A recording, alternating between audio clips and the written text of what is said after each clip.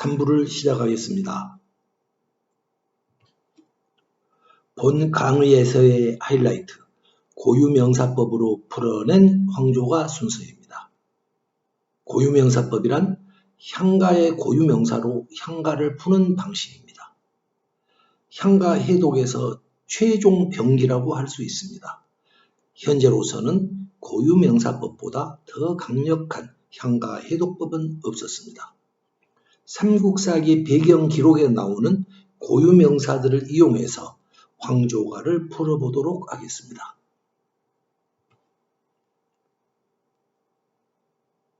앞에서 보셨듯이 황조가 배경 기록에는 여러 개의 고유명사들이 나오고 있습니다. 먼저 치희라는 고유명사를 보도록 하겠습니다. 치자는 꿩치, 희자는 계집피 이렇게 되겠습니다. 계집아이가 꿩이 되어 날아간다는 뜻입니다. 꿩이 되어 날아간다는 말은 죽어 저승으로 간다는 말입니다. 우리 민족에게는 사람이 죽으면 새가 되어서 저승으로 간다. 이러한 내세관이 있었습니다. 지금까지 삼국사기 연구자들은 치희라는 한족 여인이 원한에 차서 친정집으로 도망갔다 이렇게 풀고 있습니다. 이러한 주장은 치희라는 이름 하나로 그만 파탄이 나고 맙니다. 이것이 고유명사법이 가진 가공할 위력입니다. 골천이라는 고유명사입니다. 골은 송골매 골입니다. 천은 끊임없이 천입니다. 신라향가에 몇몇의 예가 나오고 있습니다. 송골매가 끊임없이 쪼아대서 꿩을 죽였다라는 뜻을 갖습니다. 우리 민족 출신인 화희가 한족 출신인 치희를 송골매처럼 쪼아대서 죽였다 이런 뜻이 되겠습니다. 그것도 일회성이 아닙니다. 주구장창 천안엑스 이렇게 말하며 쪼아댔다는 뜻입니다. 고구려 왕실에 심각한 암투가 있었습니다. 다음은 황조입니다. 황조는 노랗다 황과 새 조자입니다. 노란 새라는 뜻이 되겠습니다. 꾀꼬리입니다. 여기서 노란 새는 상복을 입고 온 조문객들을 은유하고 있습니다. 삼배 상복의 색깔은 노랗습니다. 증거는 만엽집입니다. 만엽집의 수많은 작품들은 노란 삼배 상복을 입은 사람들을 황엽, 즉 노란 잎에 비유하고 있습니다. 고구려의 황조 노란새가 일본으로 건너가더니 황엽, 노란 잎이 되었습니다.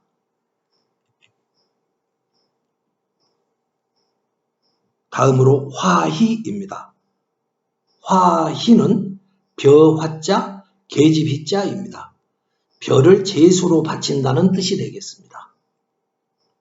꿩에게 모이를 주듯이 치희의 영혼에게 제수를 바친다 이런 뜻이 되겠습니다. 확장하면은 한족에게 먹이를 주어서 관리하라 이런 뜻이 되겠습니다. 유리왕은 한족 출신 왕비가 죽었어도 한족 통치기관 즉 낙랑군과의 화친 정책을 지속하고자 하고 있었습니다. 곡식이 제수로 바쳐졌다는 증거를 제시하겠습니다. 청동기 시대에 만들어진 농경문 청동기를 보시겠습니다. 그림의 청동기의 좌측에 곡식을 제수로 바치는 그림이 그려져 있습니다. 좌측 빨간색 원안입니다. 이미 청동기 시대부터 곡식은 제수로 사용되고 있었습니다. 그런데 오늘날 제사상을 보면은 곡식이 제사상에 올라가는 사례는 없었습니다. 다음은 기산입니다. 그냥 이상한 이름들이 계속 나오고 있습니다. 뭐 굵직굵직한 이름들이 아닙니다. 기자는 곡식을 까부는 키입니다. 기자입니다. 그래서 저승밥을 차릴 때 키 위에 올리고 있습니다. 저승밥을 차리라는 키입니다. 산은 임금의 산입니다. 그 상이란 임금의 상할 때 상이라는 건 뭐냐? 조짐을 뜻합니다. 기자와 산자를 이어서 풀면은 임금이 죽어서 저승사자밥을 차려야 할 조짐이 있다. 이런 내용이 됩니다. 유리왕의 신변에 유고의 가능성이 있다는 무서운 내용이 나오고 있습니다. 한족의 딸 치희가 죽었다는 사실이 유리왕의 죽음을 불러온다? 이런 조짐이다? 치희는 대단한 배경을 가진 여인임이 분명합니다. 당시 고구려 인근에서 한나라는 낭랑뿐이었습니다. 치희가 낭랑태수급의 그런 급의 딸이 아니었다면 어떻게 이런 일이 있을 수 있겠습니까? 또한 치희의 결혼에 딸뿐만이 아니고 무언가 음모와 뒷거래가 있었음을 뒷받침해주는 내용들이 계속 나옵니다. 양곡이라는 고유명사가 나옵니다. 이상하죠? 이런 막 사소한 생전 처음 들어본 이름들이 나오고 있습니다. 양은 서늘하다 량, 곡은 곤궁하다 할 때의 곡자입니다. 치희의 죽음이 낭랑과의 관계를 서늘하게 만들어서 유리왕이 공궁한 처지에 몰렸다 이런 뜻이 되겠습니다. 다음으로 유리입니다. 왕의 이름입니다. 유리왕. 유리는 유리유, 리자는 유리리입니다. 왕의 권력 기반이 깨지기 쉬운 유리처럼 약하다 이런 뜻입니다. 낭랑태수와 무엇인가의 약속이 파기됨으로써 유리왕의 권력 유지가 위기에 처해 있었다 이렇게 볼 수 있겠습니다. 다만 왕의 이름까지 고유명사법이 사용되어 있는가? 저는 이 점에 대해서 아직까지는 100% 확신을 가지지 못하고 있습니다. 이에 대해서는 추가 연구 후에 발표할 예정으로 있습니다. 고유명사의 뜻으로 저는 지금 황조가를 풀고 있습니다. 마치 수많은 모자이크 조각들을 서로 일일이 맞추어 가면서 전체의 그림을 완성해 나가듯이 지금 고유명사들을 하나하나 조립해 보고 있습니다. 쉽지가 않았습니다. 특히 이 황조가의 고유명사는 대단히 까다로웠습니다. 그렇지만은 점차 황조가에 숨겨놓았던 음모와 암투가 고유명사법에 의해서 밖으로 드러나고 있습니다. 사진은 성 소피아 성당의 모자이크 벽화입니다. 무수히 작은 조각들이 맞추어져서 하나의 통일된 이미지가 나왔습니다. 모자이크 그림 만들기는 고유명사의 조각들을 맞추어서 향가의 뜻을 알아낸다라는 고유명사법이 가진 이치하고 비슷하기에 그림을 한번 소개해 봅니다. 고유명사법은 일종의 모자이크법이라고도 부를 수 있겠습니다.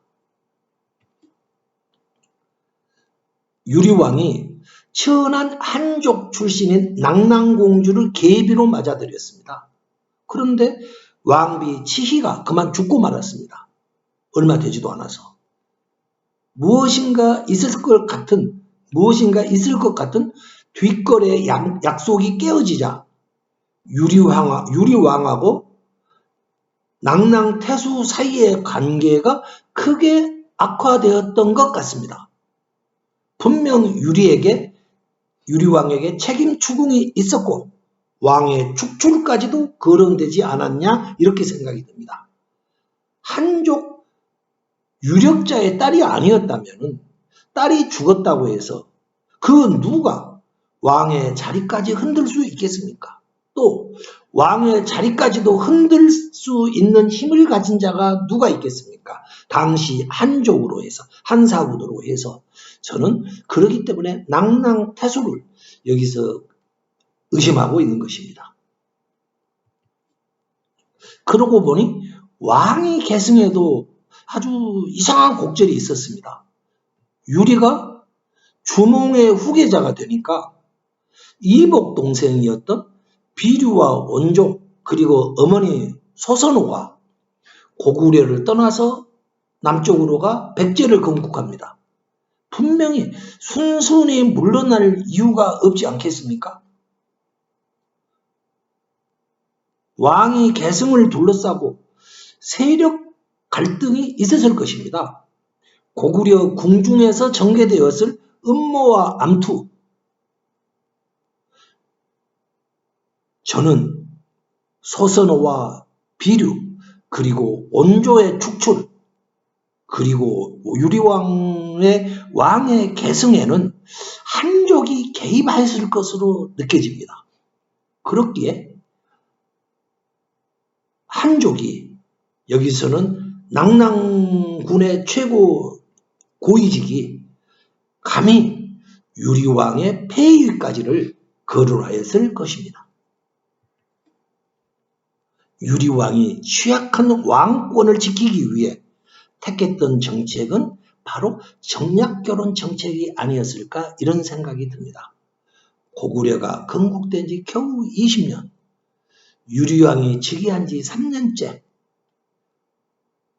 자신을 왕으로 옹립하는 데 크게 기여했던 송양, 그 사람의 딸 왕비가 사망했고, 왕이 승계를 둘러싼 이보 형제들과의 갈등 관계, 유리왕의 권력 기반은 그야말로 깨어지기 쉬운 유리알과 같았습니다.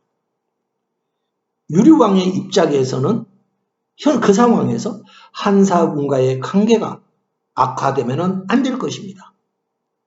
꿩에게 별을 주듯이 한사군에게, 즉 낙랑군에게 무엇인가를 제시할 필요가 있었을 것입니다. 황조가의 깊은 뜻은 고유명사법으로 풀어본 황조가의 깊은 뜻은 한사군과 유리왕의 관계가 파탄나지 않도록 해달라. 이렇게 비는 향가로 보아야 하지 않겠는가. 이렇게 풀어봅니다. 저는 감히 김부식을 평가할 주제가 되지 못합니다. 김부식은 삼국사기에다가 자신이 향가를 알고 있다는 정황에 대해서는 거의 아무것도 남겨놓지 않았습니다. 김부식은 유교주의적 대의 명분을 내세우면서 한나라의 문물을 숭상하던 정치가였습니다. 그는 전통과 불교에 대해서는 적대적 입장이었다고 합니다. 단재 신치호 선생님께서는 김부식에 의한 묘청의 난 진압을, 묘청의 난은 고려시대 때 묘청이 난을 일으킨 사건을 말합니다. 김부식에 의한 묘청의 난 진압을 조선 1000년대 최대의 사건이라고 말할 정도였습니다. 묘청의 난이란 전통에 기반을 두었던 난입니다. 그리고 묘청의 난을 진압하고 그야말로 승승장구했던 김부식이 삼국사기에 전통 문화의 핵이라고 할 황조가를 수록해 놓고 있었습니다. 왜 그랬을까요? 그것은 한나라와 관계를 강화해라. 이런 것을 주장하는 황조가의 내용이 그의 마음에 들었기 때문일 것입니다. 김부식의 한나라 숭상 덕분에 우리는 고구려 향가 하나를 건질 수 있게 되었습니다. 고조선 멸망 후 부여, 동해 등 작은 나라들이 일어섭니다. 민족의 나라들입니다. 백성들은 춤추고 노래 부르며 무엇인가를 간절히 염원했습니다. 그것이 바로 향가 공연이었습니다. 이들이 왜 이랬는가? 고조선의 향가 문화가 이들 나라에 전파되었던 것입니다. 그들이 음주 가무했다는 기록은 전해오지만 그것이 왜 그랬는지, 그것이 무엇인지 그 핵심의 의미는 전혀 밝혀지지가 않고 있고 향가의 가사 그 자체도 전해오지 않고 있습니다. 그런데 뜻밖에도 고구려 향가 하나가 발견된 것입니다. 황조가입니다. 황조가는 그 당시에 불렸던 노래 중에 하나입니다. 황조가는 고구려가 고조선의 향가 문화를 수용했다. 이 사실을 말해주고 있는 것입니다. 고구려 황조가가 고조선 단군 신화와도 깊은 관계가 있다. 이 사실을 말씀 올리도록 하겠습니다. 이에 대한 증거가 황조가 속에 들어 있습니다.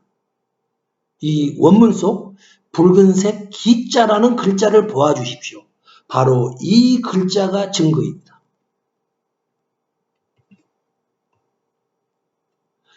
기라는 글자는 곡식을 까부는 키를 말합니다. 키는 예전에는 매우 고급 농기구였을 것입니다. 우리나라 민속에서 저승사자에게 밥을 올릴 때 그거 아무데나 차려도 될 것인데도 꼭 최고급 그 제품인 키에다가 정성을 다해 차려 놓으려고 하고 있었습니다. 왜 이랬을까요? 옛사람들은 아마도 극진히 모신다라는 뜻일 것입니다. 키는 곡식을 까불 때 바람을 일으킵니다. 그래서 키는 바람신의 상징이 되어 있습니다. 아마도 저승배가 바다를 건너갈 때 순풍에 돛단듯 갈 수 있도록 바람신께서 도와주시라. 이렇게 빌기 위해서 키에다가 음식을 차려 놓았을 것입니다. 그리고 거기 같이 드시면서 저승사자도 함께 드세요. 이렇게 말하는 취지였을 것입니다. 단군신화를 보면은 환웅이 풍백, 우사, 운사를 거느리고 또 무리 삼천을 거느리고 이 땅에 내려옵니다. 풍백, 우사, 운사는 바람신, 비신, 구름신입니다. 환웅이 거느리고 왔다는 풍백이 바로 바람신이었던 것입니다. 단군신화와 바람신이, 단군신화의 바람신이 황조가 속 기라는 글자입니다. 황조가와 단군신화가 연결되어 있다는 명백한 증거입니다. 삼국사기에 향가가 들어있었습니다. 찾아보면 더 있을지도 모르겠습니다. 향가의 여러분들께서 오늘부터 삼국사기를 샅샅이 뒤져보시면 좋겠습니다. 향가는 단군신화와 연결되어 있는 우리 문화의 원류였습니다. 향가는 노래로 쓴 우리의 역사였습니다. 낯선 내용 들어주셔서 감사드립니다.